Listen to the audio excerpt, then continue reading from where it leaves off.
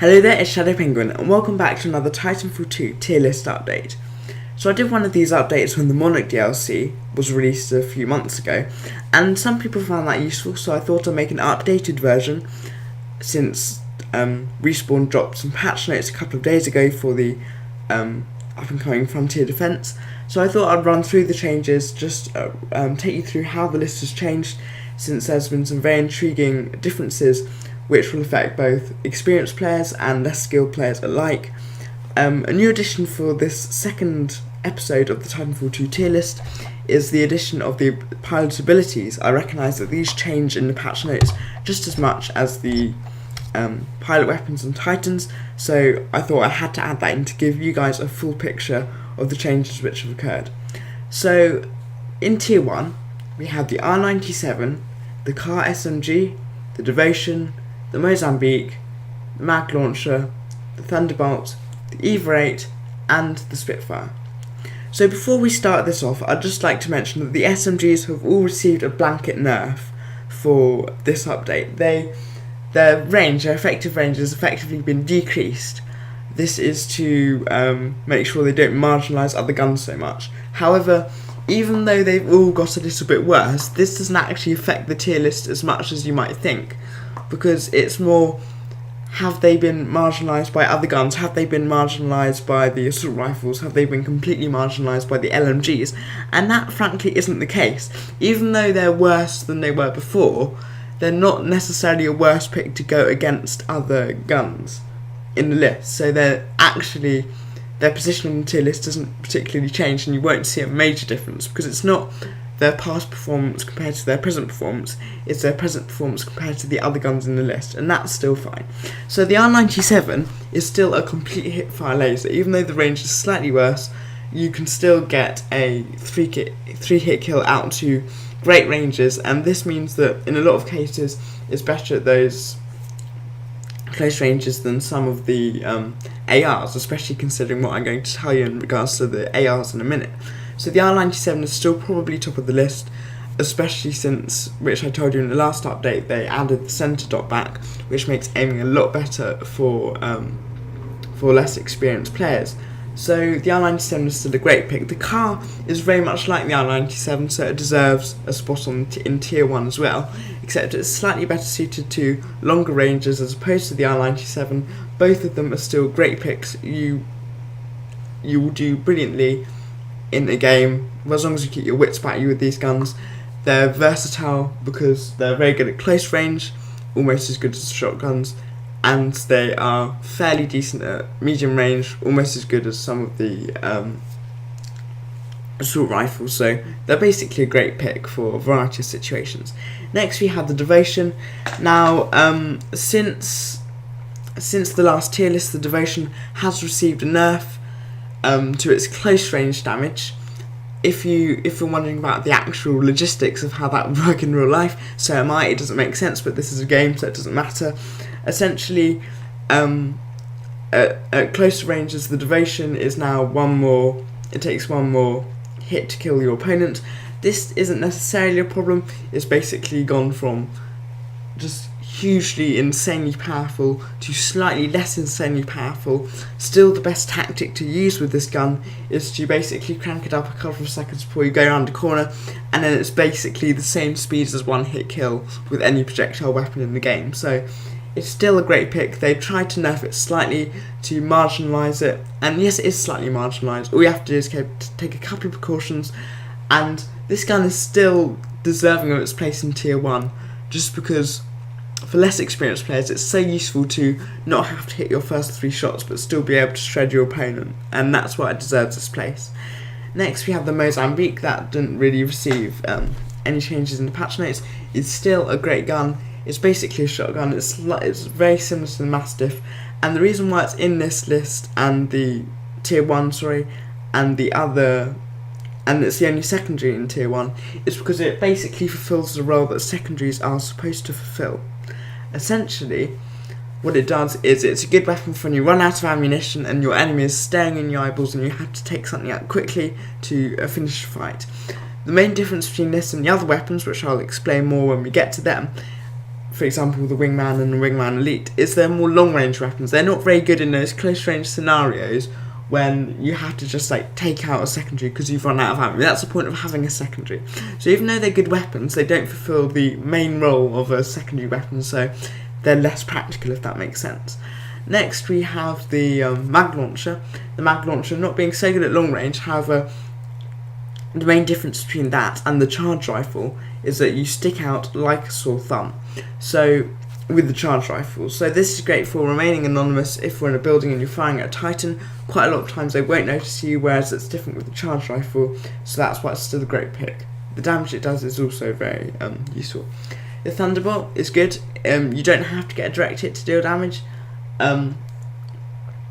It's not a very powerful weapon, but because the fire rate is very, very quick, you don't really need to be out in the open like the Arch Rocket, which is why the Arch Rocket is actually, not a very good gun. Simply for that reason. You can actually just stay around the corner and virtually you don't even have to see the Titan and you can still deal some sort of damage. It's not great in terms of the sheer damage dealt compared to the others, but you can stay completely safe while you're using it, and that's why it is actually a powerful gun in the long run. Next we have the EVA 8. Now the EVA 8 I was considering moving down to tier 2, which was largely due to when they actually increased the spread of the pellets, making them far more like they were in Titanfall 1 in terms of the behaviour of the EVA 8. Now you may think this is better for less skilled players, but that's not true. This, in tandem with them making the Mastiff better, brings the two uncomfortably close, because the Mastiff is now a lot more consistent and can therefore have a one-hit kill out to far longer ranges. However, I still think the EVA 8 deserves position in tier 1 and the Mastiff doesn't quite, even though they are very close, just because something that occurred in the recent patch notes that we received is that the sort of melee animation, it takes longer, so you have a lot more chance to fire. Now the reason why I didn't like the change to the EVA 8 is because it was difficult to judge when was the new one-hit kill, because it's actually very, very close to one-hit kill range. So I thought that for less experienced players or less skillful players, it's difficult to judge, and therefore there wasn't very much difference between the sort of two-shot kill with the EVA 8 and the sort of melee range, considering the melee range seemed to be increased in some scenarios in not this patch but the one before. So, but now that's all become slightly easier because the melee is less overpowered. The EVA 8 deserves to take its spot just because of the fire rate. It's not that much worse of a gun. It's just not one of the undisputed top guns anymore, but it's still deserving of its place in tier 1. Next we have the Spitfire. Now this weapon at launch was basically almost a joke pick, not so much as the LSTAR or the softball, but it was still a joke pick. It was very, very poor. However, considering the SMGs have received a nerf and the ARs have received a sort of nerf, the LMGs have actually remained untouched, and for something like the Spitfire, which is actually very, very, if you can get your shots on target, a very, very quick, has a very, very quick TTK. I believe is it 3 shots? Yeah, I think it's 3 shots. So it's actually, if you're willing to change your playstyle, and this would be less of a problem for players who are not so great on mobility, if you're willing to stay grounded for a bit longer, you can reap huge benefits by using this weapon, and I think it's actually time it moved up into tier 1 and be considered top line in the game, more so on console because of the relative nerfs of the aim assist on console for the assault rifles, but it's still on PC, it's still a great gun. So it's definitely deserving of that tier 1 pick. So for tier 2, we have the R101/R201, the Mastiff, the Alternator, the Smart Pistol, the G2A5, the Wingman Elite, the Charge Rifle, the Hemlok, the Longbow DMR, and the Volt. So the R101/R201, this is pretty self-explanatory. It's not a great gun, definitely not the powerhouse it was in Titanfall 1. But it's a decent gun. It did fall foul of the aim assist differences, the aim assist nerf that console players received in the latest patch, so it's not quite as powerful. However, because all the ARs received the nerf, it's not necessarily it's still good enough to stay in tier 2 without moving down into tier 3.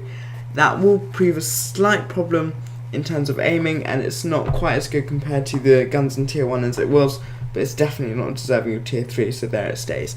Now the Mastiff has of course become a much more consistent gun. Previously, you could have hit someone point blank and there was basically a chance that it missed, it seemed.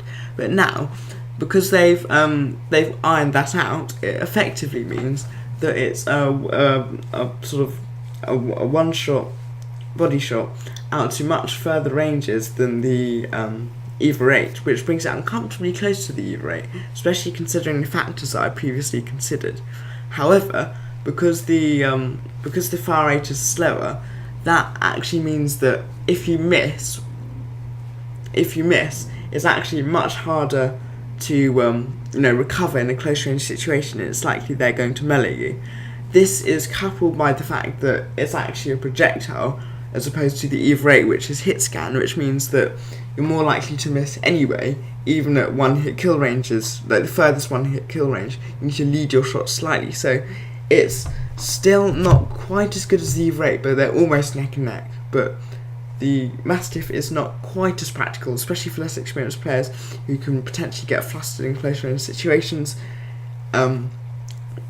It's not quite as good, but in terms of if you're a really good player with a good aim and you don't get flustered by close range situations, the Mastiff is basically on the same level. I just have to consider all of the factors when creating this tier list. Next we have the Alternator. Alternator, same story as always, fell foul of the nerfs to the SMGs. Still a decent pick, but due to the lateral recoil, not quite as consistent, not quite as good as the car.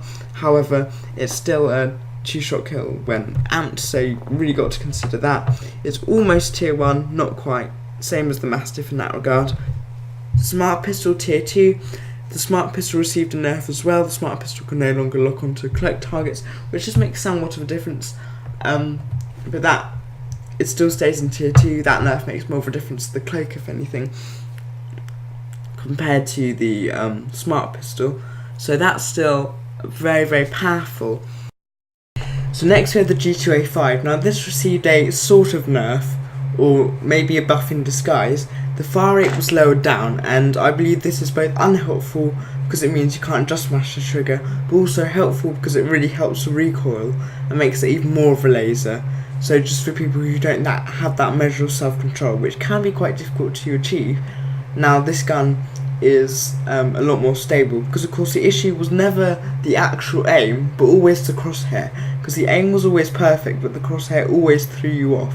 So now they've actually decreased the fire rate. This may actually be a good thing, therefore the G2A5 is still where it is. Now of course it was affected by the nerf to the aim assist on for all assault rifles, however that only affects console. I believe its position doesn't change because I didn't believe it was as powerful as some of the other guns, partly because it was semi-automatic. It's not quite as effective at close range, however medium range it's still a powerhouse, but again slightly marginalised by the devotion, which is why it's deserving of tier 2 and not tier 1. Next we have the Wingman and the Wingman Elite, both of these being very good guns. Being, you know, a one-shot headshot at most range and a 2-shot body shot. I believe the Wingman Elite is slightly better than the Wingman just because it's a little bit more versatile. However, I don't believe either of these are deserving of tier 1 despite both being really, really good guns, simply because the point of a second is really to sort of take out and shoot quickly when you are, when you're out of ammo in your primary, and these guns are just not practical. Not only is the Wingman difficult to hit fire if you're less experienced, but they just sort of lose out to the Mozambique in the core area where they need to be good at, which is why, even though they're good guns, they're definitely not top tier in my personal opinion. Next we have the Charge Rifle. This is very, very similar to the Mag Launcher in terms of its actual performance, and if you want to be fighting Titans, which you will be, you definitely need to have Charge Hack on there. Personally, I believe the reason why this loses out to the mag launcher is because you stick out like a sore thumb. You shoot a massive orange laser, which is very, very visible compared to the sort of grenades of the mag launcher. So it's a lot easier for Titans to locate you, so you can't really sort of fire from a hiding spot, which is how you're really supposed to engage a Titan as a pilot. So that's why that's in tier 2. Next we have the Hemlok, which fell foul of the nerf. Hemlok isn't quite as powerful as it was. Isn't quite as powerful as it was at launch anyway. I believe it's not as useful for PC players, and considering it's a burst fire weapon, for me personally, I find it quite difficult to get all of the 3 shots of the burst on target, which means it's a longer kill than it would otherwise be.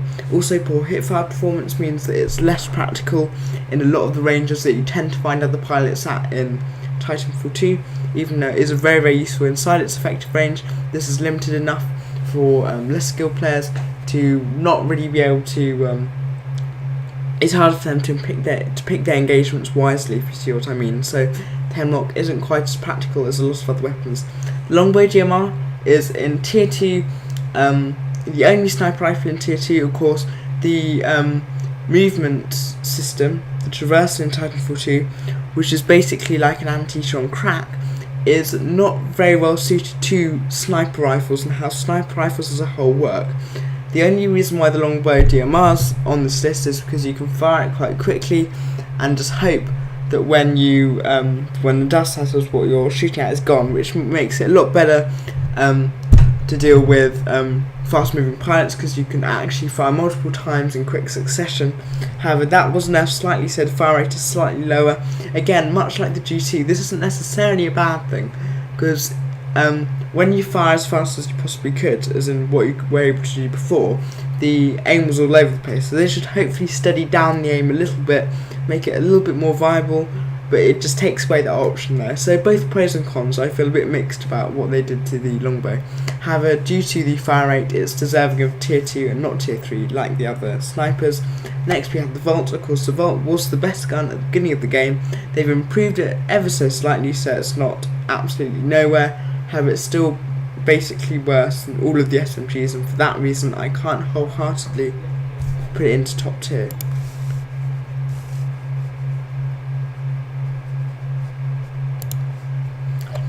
Now we have tier 3 for the weapons. We have the Kraber, the Archer, the LSTAR, the SMR, the Softwall, and the Autopistol. So the Kraber, we can't all be benchy, is what I'd say about the Kraber. So even though in the best hand it's an amazing gun and was one of the best, if not the best, in Titanfall 1, just due to the way that the movement system has been revamped, it becomes very, very difficult to use under most circumstances due to the projectile travel time. It just means you have to lead your shots, and if you have a fast moving target, you have to lead it so much, and for all but the most experienced players who's had hundreds of hours on this weapon, it's very, very difficult, especially under high pressured scenarios. So this gun is basically not a pick you want to pick if you want to do well. It's simply one if you want to just sort of show off your skills, if you have skills with this gun, but it's not a viable pick if you're actually thinking of weapons to do well with, because you'll take a shot at someone, you'll miss, and then they'll just sort of hit fire mow you down. With basically any other one of the weapons on this list, so it's not very viable for that reason. The Archer no longer works on Cloak pilots, which is a bit of a problem. Archer also has a tendency of missing. Besides that, you need to be fully in view for a few seconds of the Titan, which is never a good idea because they'll just mow you down. That's the main difference between the Archer and the Thunderbolt. Even though the Thunderbolt deals substantially less damage, you can be out of sight when you're firing it, which massively decreases the risk. Therefore, the Archer basically goes against, the strategy you should be employing when using anti-Titan weapons. Therefore, it's not a very good gun. LSTAR, godly hipfire, kills in a very good number of shots. However, it's so impractical because unless the target's moving directly towards you or directly away from you, a direct angle, it's impossible for you to hit them, largely due to the very, very sort of high projectile time. So even though the damage and hipfire performance is on par, if not slightly better than the other LMGs, it falls foul to the movement system of Titanfall 2.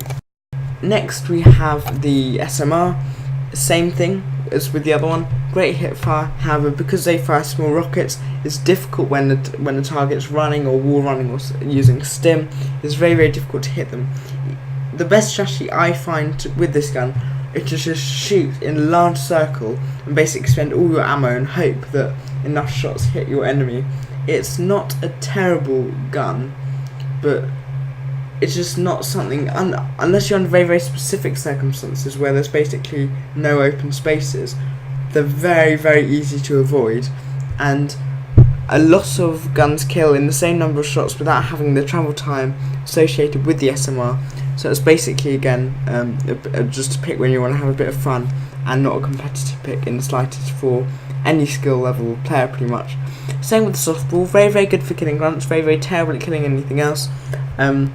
It's very very high reload speed, makes it very impractical if you're caught out in the open.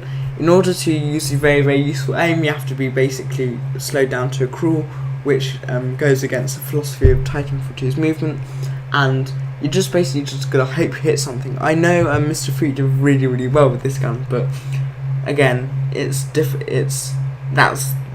the very very minority of cases. The Autopistol is a very very weak gun. It's got a very very good performance if you can get all your shots on target. However, you need to get all your shots on target just because it's so weak of a gun. With a lot of guns there's always a bit of leeway for the TTK of missing a few shots, but with this, I believe it's 6 shots to kill if you get all of your shots on target. So, and the range isn't very long, so you've really got to use the gun under perfect circumstances and not miss. This makes it a bad pick compared to the other pistols in the game. So now we move on to the Titans. Tier 1, we have Tone and Monarch. So Tone, same story as always, I'm not going to go through that. So great at medium range, great with the lock on, it basically trumps every single other Titan within that regard. Monarch's a new Titan. I haven't actually covered this one yet in my last tier list because it wasn't introduced then. Basically, due to the fact that you can evolve on the battlefield, it means that the longer you stay alive, the better you do. This is very very good in modes that involve, or basically any multiplayer mode, just because as long as you stay alive, you improve, and whereas other Titans die, come back in the same Titan, and they can't do that, then they're at a massive disadvantage comparable to you. Whereas you can just keep evolving and keep getting better. This is aided, of course, by the fact that you can grab other batteries, so you can regain your health.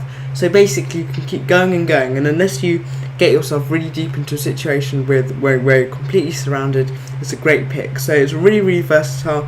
Your positioning doesn't matter so much because you can just regain your health. You don't have to play as cautiously as maybe with the other Titans, and this can open you up to getting better gameplays as a result of that. However, it's not very good in 1v1 scenarios against just one other Titan, because of course its core is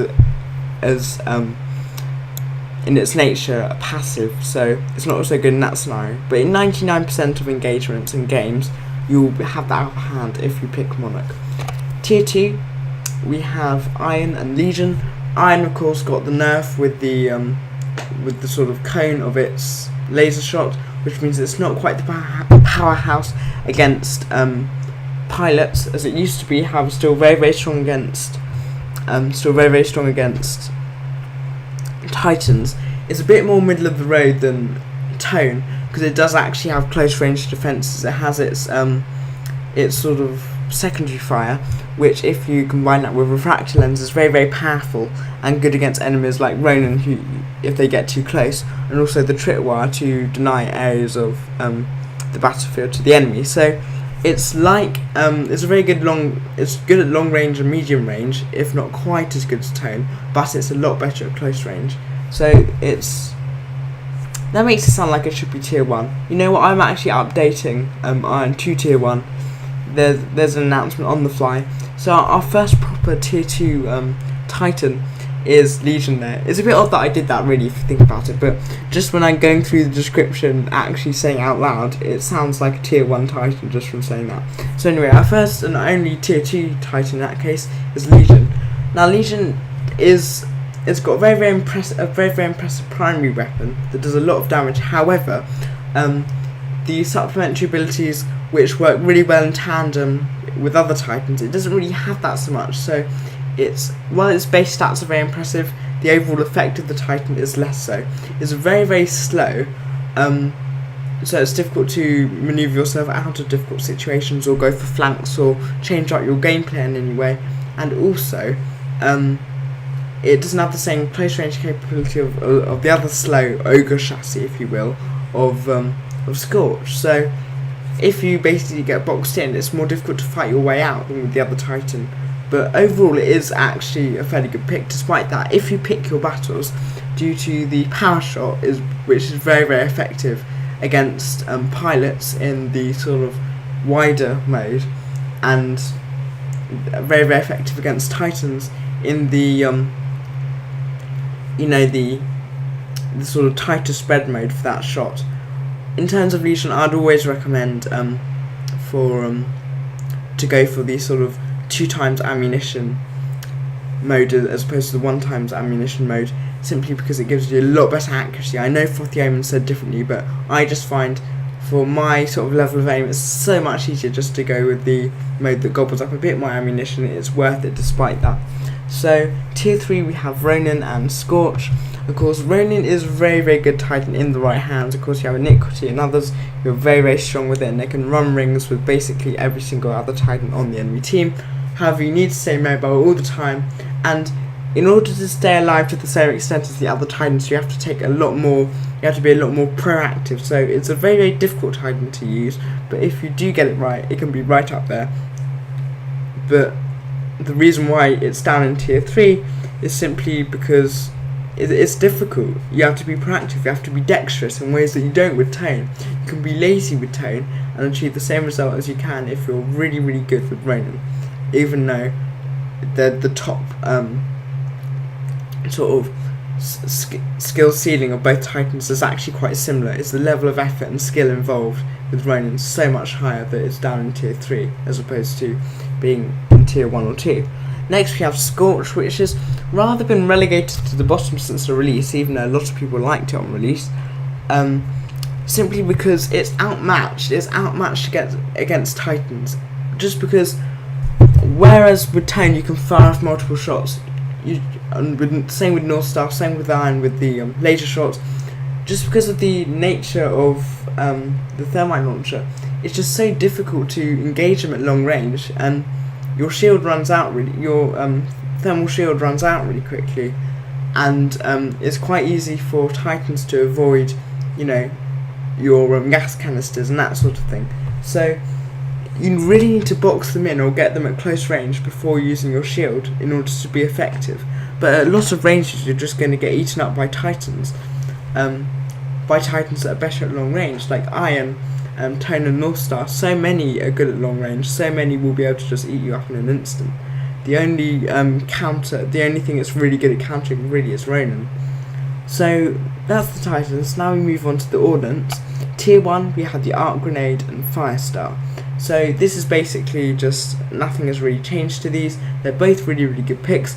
Arc Grenade I'd say in a more competitive lobby than Firestar, simply because blinding an enemy is and doing half damage is probably it's easier to basically blind an enemy with the Arc Grenade than it is to completely sort of get them with the Firestar, which will kill them.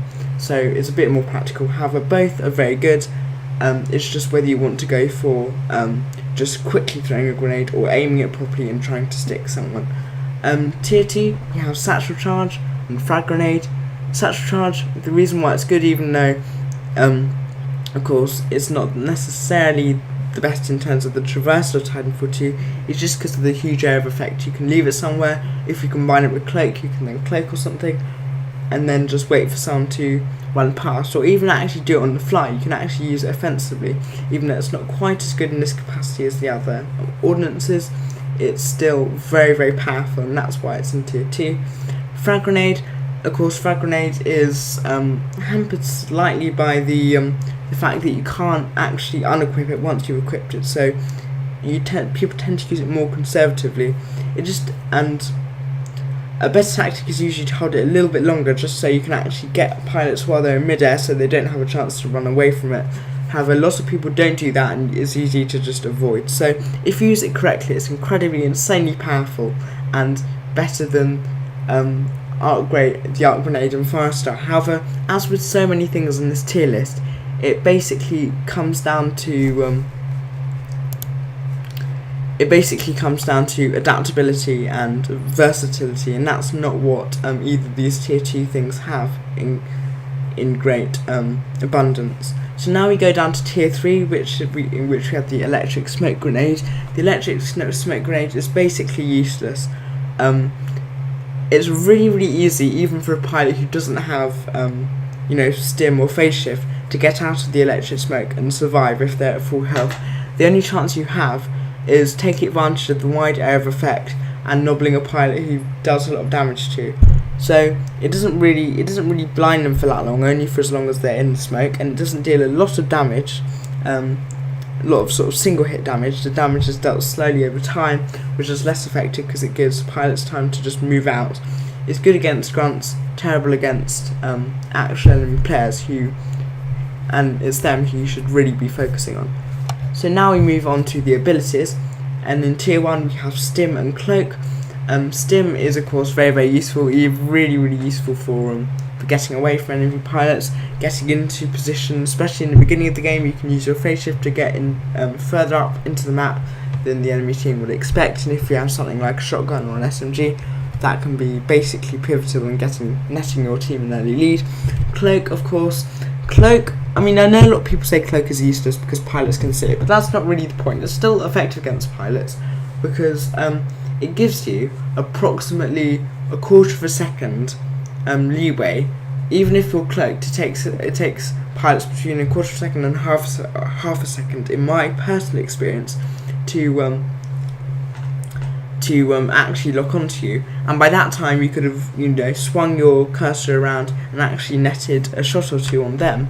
So even though they can still see you easily, their reaction time is slowed by it infinitesimally, and those infinitesimal sort of differences is what sort of makes or breaks an engagement in a first-person shooter. So despite that fact, it is still very useful, not to mention the obvious benefit against Titans. Tier 2 we have Phase Shift, Grapple and Pulse Blade. Phase Shift is, while it was easily the best at the beginning of the game, now at this point in the game you have a lot of players who can predict through the trail of the Phase Shift where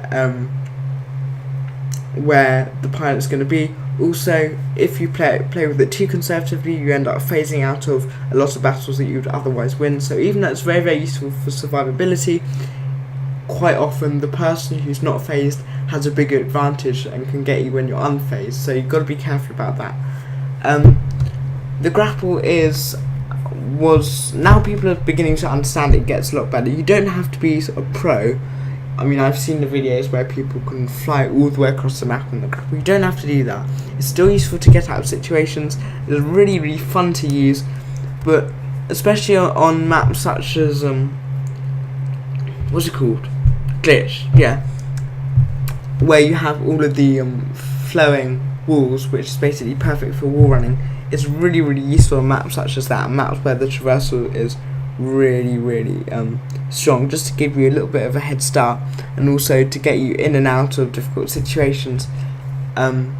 Nothing can do it quicker really than the grapple, even though it does leave you vulnerable, which is the main reason why it's not in tier 1.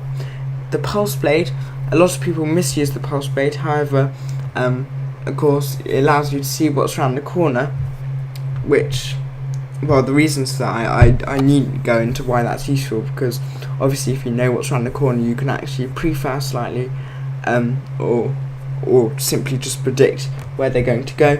Even though this does leave you bereft for other abilities, that sounds like an odd thing to say, but when you use the Pulse Blade, you're aware that you don't have any mobility bonus like you would with Stim, and you think, oh, I really wish I had Stim. It's situational, but when it's useful, it is the best thing for making or breaking a fight with another pilot. So now you go down to tier 3, we have AWOL and Holopilot. The AWOL is increases the damage for some weapons. I can't remember off the top of my head which one. I know the double take or the triple take, considering it fires 3 projectiles, is one of them. But the one problem is, even though it is useful and useful against Titans, because you can just fire at them and there's little they can do if you're clever, it just even if you're behind an AWOL, if you're standing still, it's at a detriment to your own safety, even if you're behind a wall, because pilots will go around you, pilots will throw grenades, tones will shoot you and use the area of effect to kill you. So even though the AWOL sounds good because there's a massive wall in front of you, which is invulnerable apart from at the base, it's impractical given the traversal and how much pilots just want to move around, or the ability, considering the ability for other pilots to come and get you if you're using the AWOL. So it's not a very good pick at all in the slightest, but not quite as bad as Holopilot, because Holopilot, it can be useful if you actually point it perfectly, because you can run out, you can see where they are, but that's basically the same advantage that you'd have from using a pulse blade, but you can't actually see where they are, and all they've done is wasted a bit of ammunition which they can just reload or something. So it's useless. Do not pick this ability, just do not pick this ability. So anyway, thank you very much for watching this. I hope this proves as useful as my last tier list update. I thought it was definitely necessary to do another one of these, simply because the metagame has changed a bit, what with the nerf to the ARs and the SMGs, and the way that the Spitfires sort of wormed into the top tier, and a few other interesting changes, as well as the Monarch Titan dropping, which hadn't of course occurred the last time I did my tier list update. So anyway, thank you very much for watching. I shall see you next time with another video.